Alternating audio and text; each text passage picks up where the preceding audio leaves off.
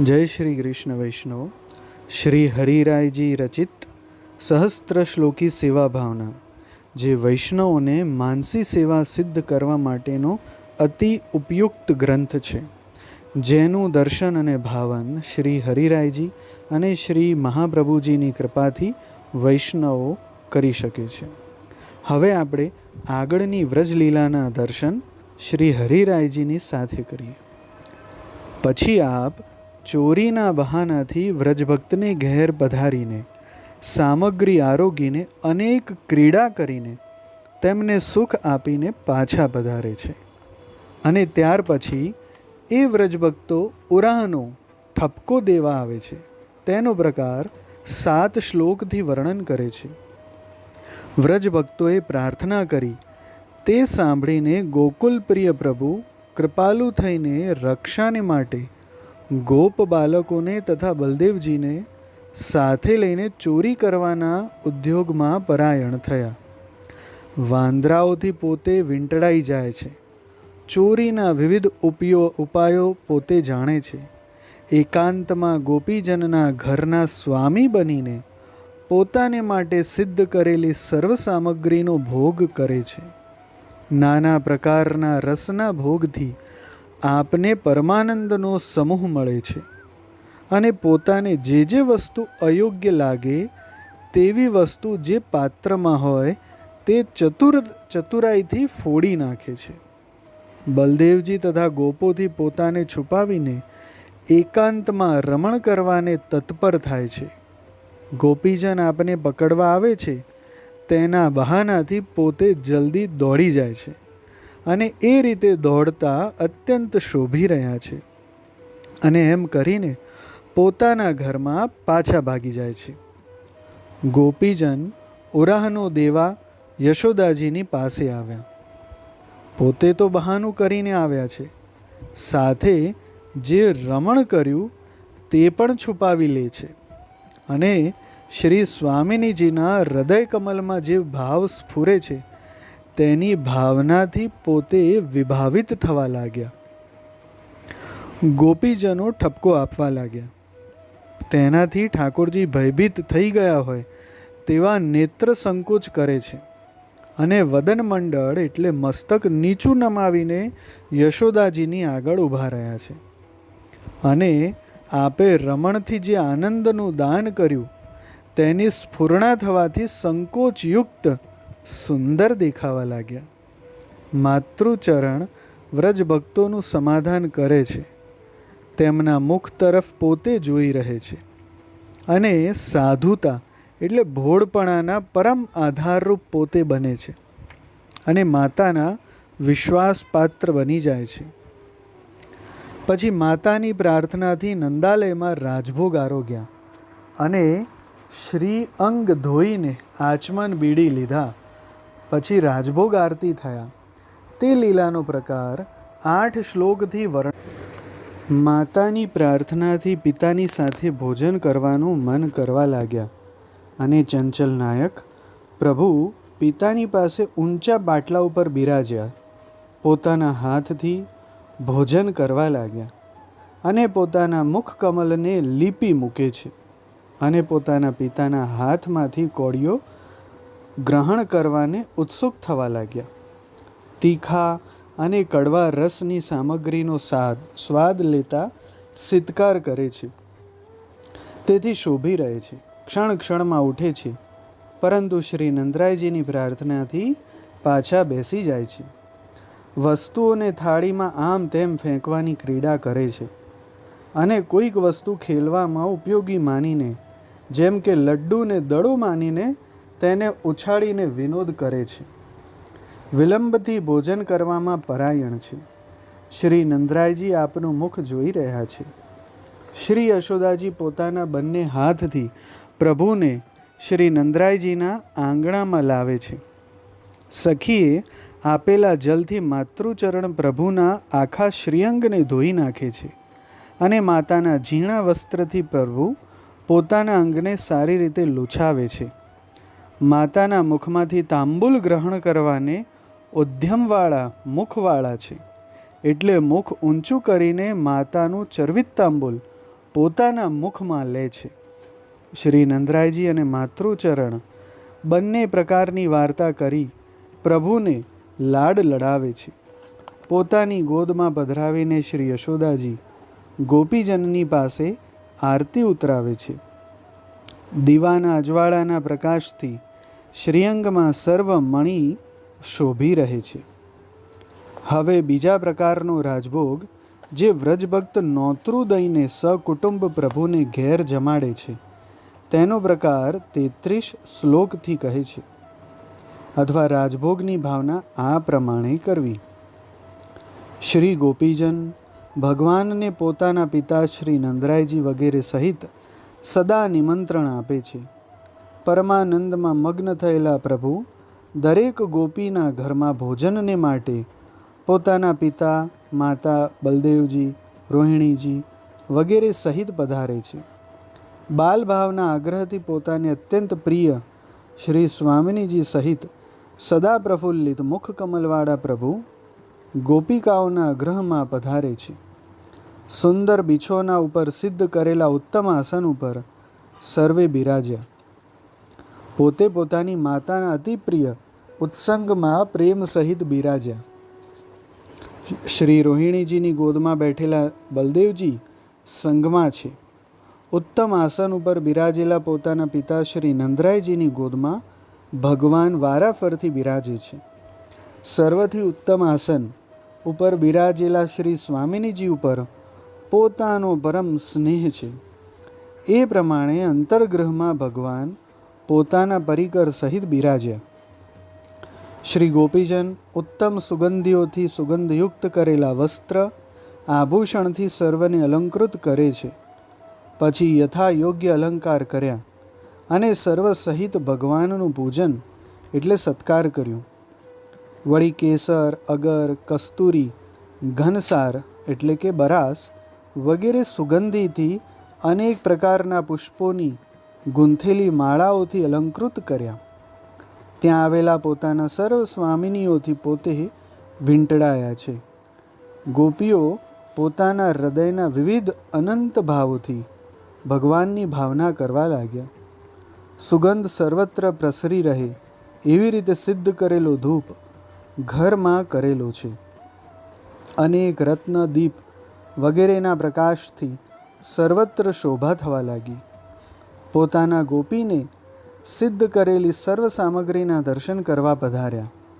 અનેક પ્રકારના પકવાન, શાક, પાક વગેરેનું આપ નિરીક્ષણ કરી રહ્યા છે. પોતાને અત્યંત પ્રિય તાજું, નવનીત વગેરે પોતે નિહાળે છે.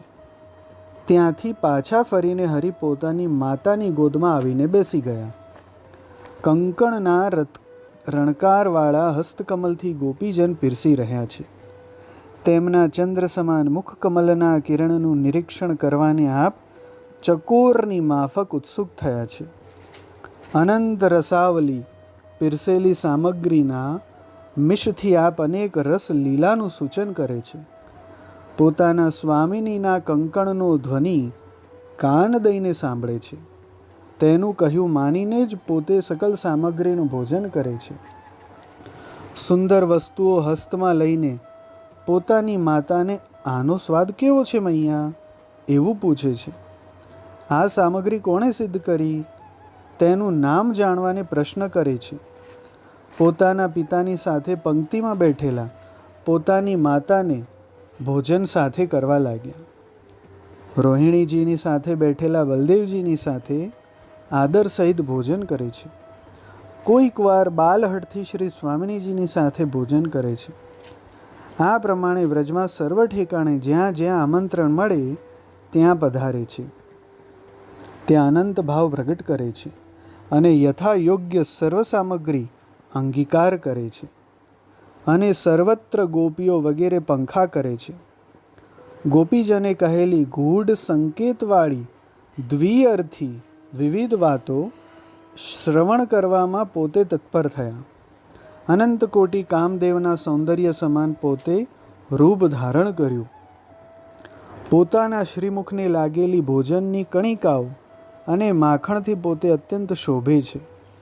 ભોજન કરી રહ્યા પછી અતિ પ્રિય સખીએ આપેલા જલથી આચમન કર્યું. ત્યારબાદ ગોપો વગેરેને અન્યત્ર તે જ પ્રમાણે યથાયોગ્ય આચમન કરાવ્યું. પછી સ્વચ્છ પાનમાં અતિ સુગંધયુક્ત બીડા સર્વે લીધા. માતાએ શ્રીમુખ લૂછી નાખ્યું. વાદળા વિનાના આકાશમાં રહેલા ચંદ્ર સમાન મુખની શોભા થઈ. શ્રી સ્વામિનીના હસ્તથી કરેલી બીડી ગ્રહણ કરવાને પોતે લાલાયિત થયા. આ પ્રમાણે સર્વના ઘરમાં પોતે ભોજન કરે છે એમ ભક્તોએ પોતે સમજી લેવું. પછી સર્વત્ર એકાંત સ્થાનમાં સિદ્ધ કરેલી શૈયા ઉપર પોતે બિરાજે છે. શ્રી નંદરાયજી તથા શ્રી યશોદાજીને માટે એક શૈયા બિછાવી છે. ત્યાં ભગવાન તેમની સાથે જ બિરાજે છે અને રોહિણીજીની સાથે સૂતેલા પોતાના ભાઈ બલદેવજીનું દર્શન કરે છે. એકાંત સ્થાનમાં શ્રી સ્વામિનીજીની શૈયા છે. તેના ઉપર અતિ ગુપ્ત રીતે પોઢવાનું પોતાને બહુ પ્રિય લાગે છે. અનંત રસ ભાવવાળી લીલા સહિત રમણ કરવામાં પોતે અતિ આતુર થયા. આ પ્રમાણે શ્રી સ્વામિનીજીના ગ્રહમાં દિવસે પોતે શયન કરે છે. પોતાના કુટુંબ સહિત પોતે સ્થિતિ કરે છે. ગુપ્ત લીલા કરવી આપને બહુ પ્રિય છે. જ્યારે પાછલો પહોર દિવસનો થાય તે સમયે પોતે ઉઠે છે. અનેક કંદમૂલ વગેરે મિશ્રી દ્રાક્ષ વગેરે આરોગે છે.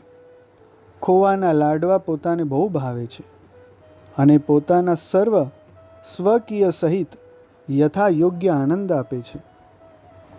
ભક્તે આપેલા આચમન તાંબુલ પોતે ઉત્સાહવાળા મનથી અંગીકાર કરી રહ્યા છે.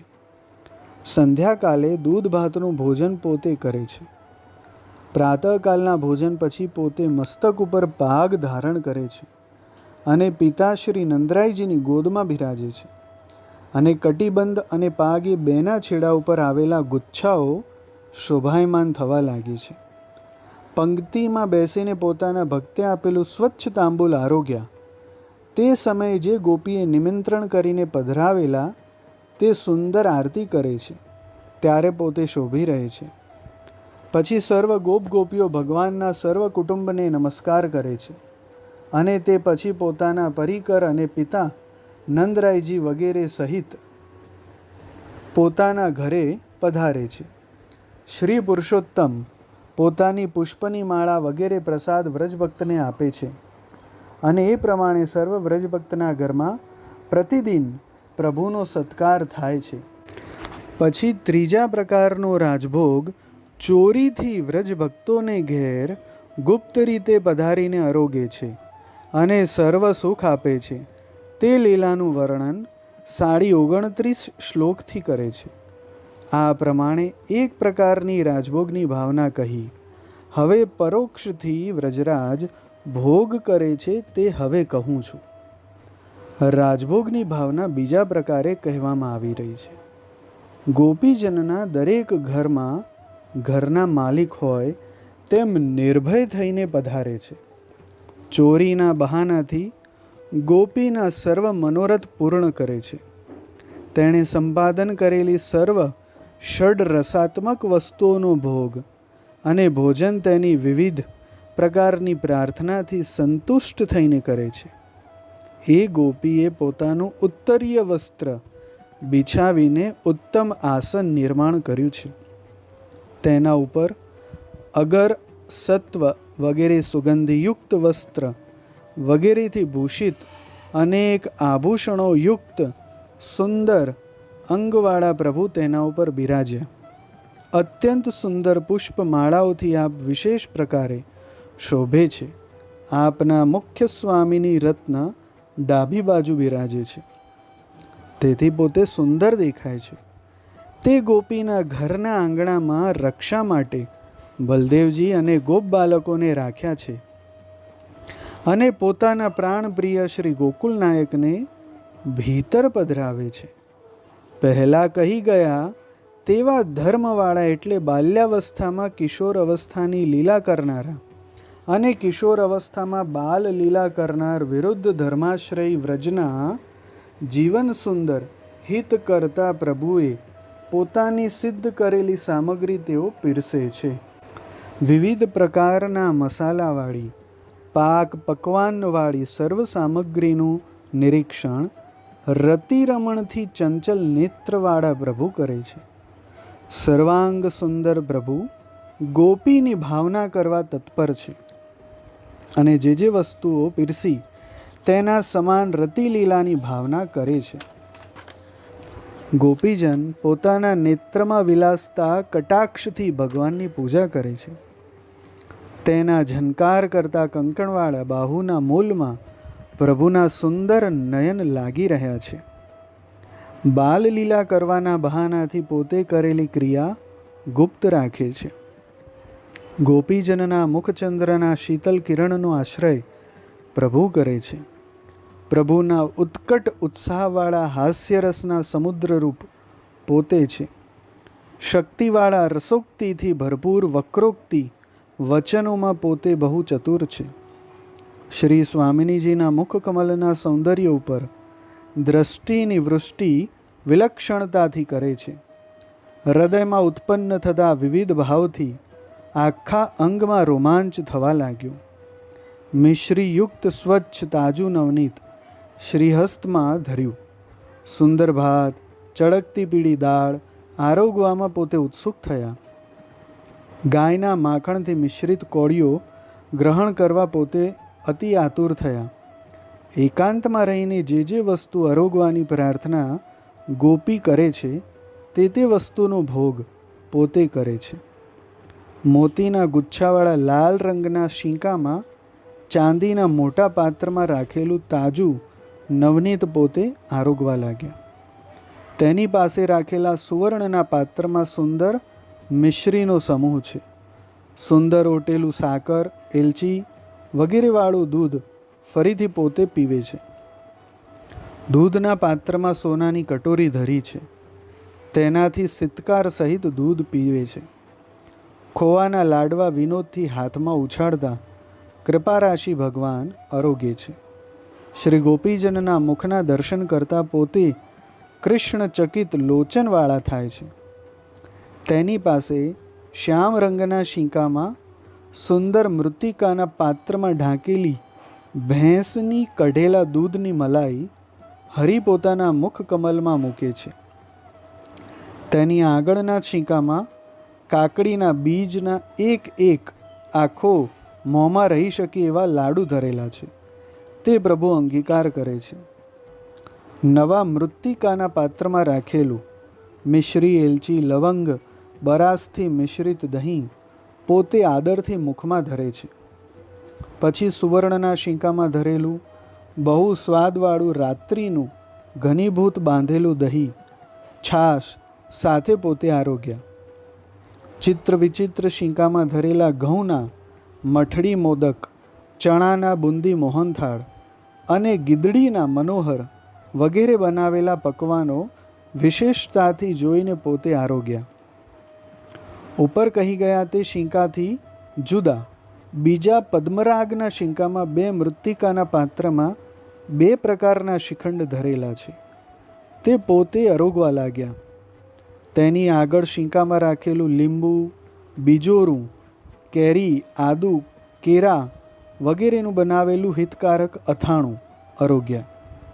શીંકા પર ધરેલી વસ્તુઓ ગ્રહણ કરવાને માટે ઉપયોગી સાધનો બાજટ, ઉખલ, પાત્રો વગેરે ધરેલા હતા. તેની મદદથી ફલાત્મક પ્રભુએ સર્વે વસ્તુ અંગીકાર કરી. વળી બીજા સખડીના 6 રસવાળા દાળ ભાત વગેરે પદાર્થો જે એક ભગવાનને જ આરોગવા લાયક હતા તે સુંદર ભાવ સહિત આરોગ્યા. આ પ્રમાણે પ્રત્યેક સ્વામિનીના ઘરમાં ભગવાન ભોગ કરે છે એવી ભાવના કરવી. તો વૈષ્ણવ આ રીતે રાજભોગના વિવિધ ભાવ શ્રી હરિરાયજીએ પ્રગટ કર્યા છે.